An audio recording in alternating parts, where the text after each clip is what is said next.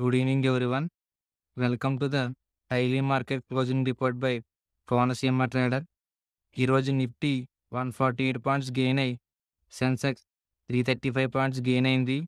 అలాగే bank Nifty 191 points loss అయింది.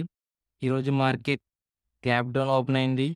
ఈరోజు మార్కెట్ ఇంతలా పెరగడానికి బిహైండ్ ఉంటున్న రీజన్ నా పాయింట్ ఆఫ్ వ్యూలో మనం మార్కెట్లో 3 డేస్ నుంచి ప్యూర్ సెల్ ఆఫ్నే చూస్తూ వచ్చాం. ఇది కాస్త బై ఆఫ్ అని అనుకోవడమే.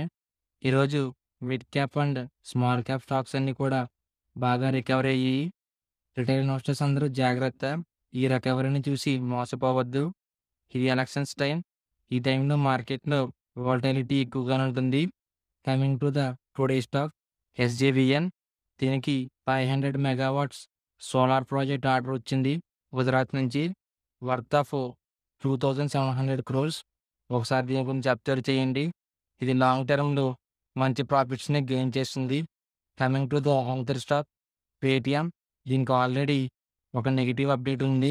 పేటిఎం పేమెంట్ చేయడానికి రిలేటెడ్గా వీళ్ళు కొంచెం స్కామ్ చేశారని చెప్పి ఆర్బీఐ దీన్ని report submit చేయమంది.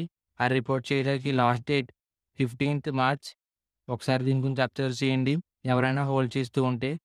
Coming to the Nifty resistance. ఇక్కడ నుంచి అప్ సైడ్కి వెళ్తుంటే 22,220.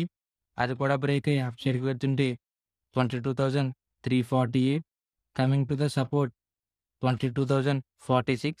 అది కూడా బ్రేక్ అయ్యి అప్ డౌన్ సైడ్కి వస్తుంటే 21,981. Coming to the bank Nifty resistance 46,879.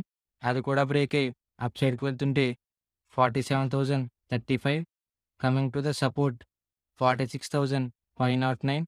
అది కూడా బ్రేక్ అయ్యి డౌన్ సైడ్కి వస్తుంటే 46,265 is the important support. Thank you for watching my video.